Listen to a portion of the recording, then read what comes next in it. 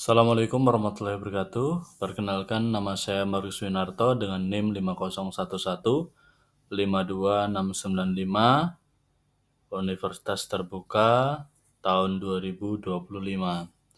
Pada diskusi sesi 11 ini pada mata kuliah Sejarah dan Filsafat Matematika dengan Dr. Kartono SPD MSI. Materi kali ini yaitu aliran filsafat yang merupakan anti-realisme dan ontologi kontemporer dan strukturalisme.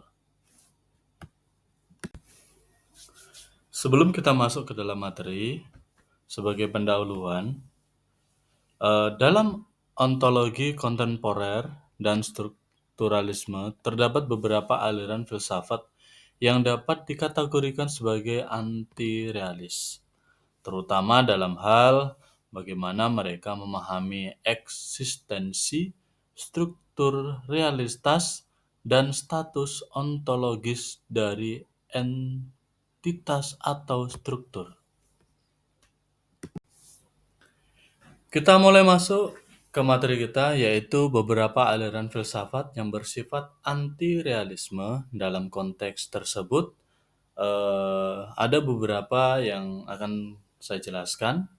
Sedikitnya ada 6. Yang pertama ada nominalisme, yang kedua ada konstruktivisme, yang ketiga ada anti-realisme metafisik atau ontologis, yang keempat ada strukturalisme linguistik, yang kelima ada instrumentalisme, dan yang keenam ada empirisisme konstruktif.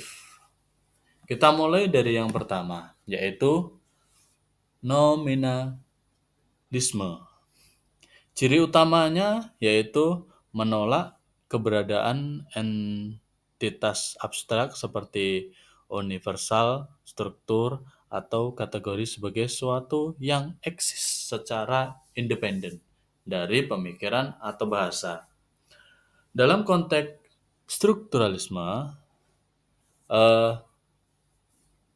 menolak gagasan bahwa struktur itu eksis secara ontologis, melihat struktur sebagai konstruksi linguistik atau mental. Eh, Tokoh-tokoh yang terkait itu ada Nelson Goodman, ada W.V.O. Quinn dalam bahasa aspek. Kita lanjut yang kedua, ada konstruktivisme. Ciri utamanya yaitu realitas atau terutama ilmiah atau sosial dipandang sebagai sesuatu yang dikonstruksi, bukan ditemukan.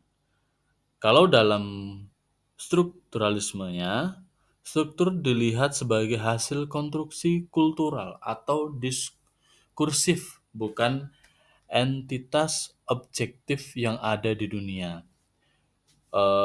Kalau tokoh-tokoh yang terkait di sini ada Jan Peck, epistemologi, ada Thomas Kuhn,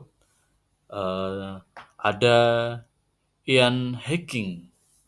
Kita lanjut ke yang ketiga, yaitu anti-realisme metafisik atau ontologis.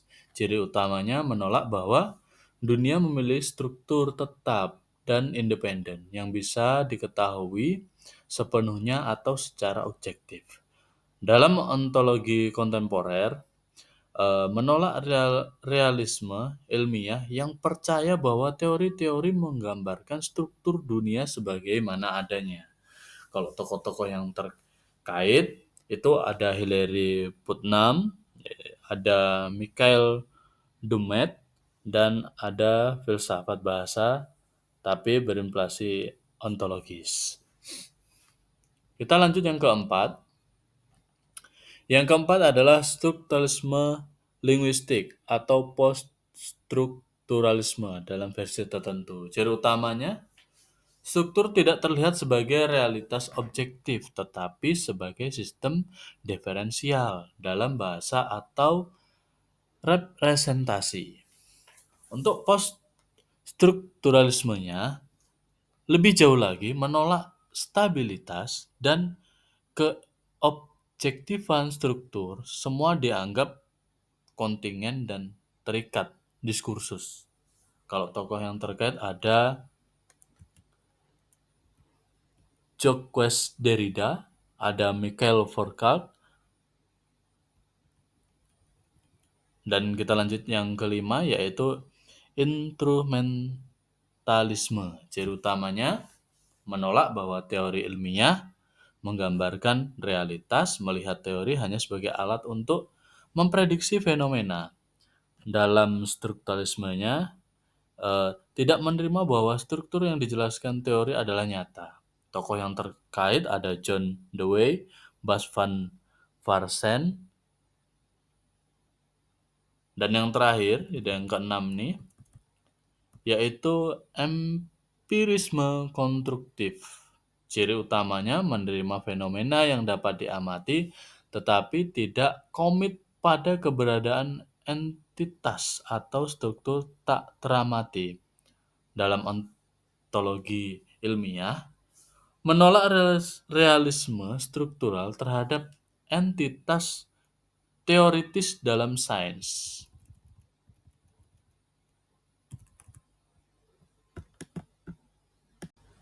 Itulah tadi pemaparan materi dari saya. Terima kasih atas perhatiannya.